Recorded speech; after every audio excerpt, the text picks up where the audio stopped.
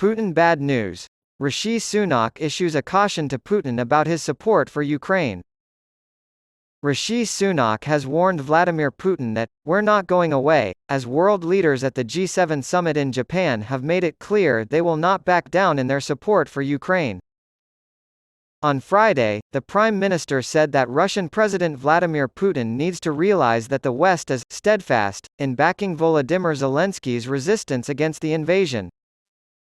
"My advice to Putin is simple."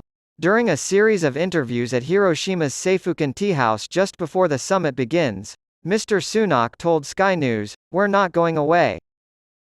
In a new round of sanctions meant to put pressure on Russia, the United Kingdom has banned the import of diamonds from Russia in addition to metals like copper, aluminum, and nickel that are produced in that country.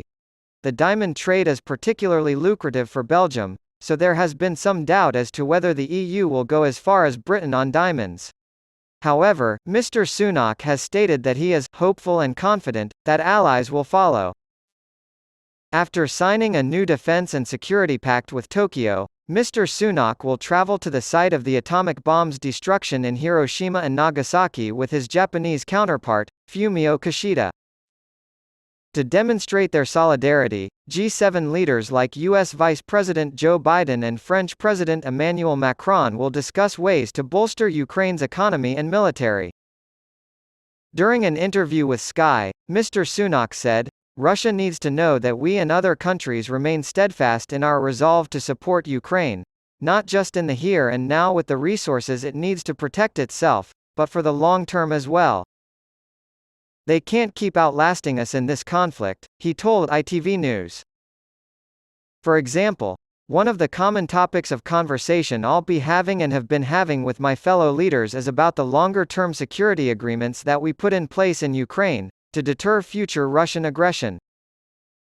The United Kingdom is ramping up pressure on the Russian president and his allies by preparing new individual sanctions against 86 people and companies. In 2021, Russia's diamond export industry was worth over £3 billion, but since the UK sanctioned state-owned miners Alrosa last year, direct imports have been low.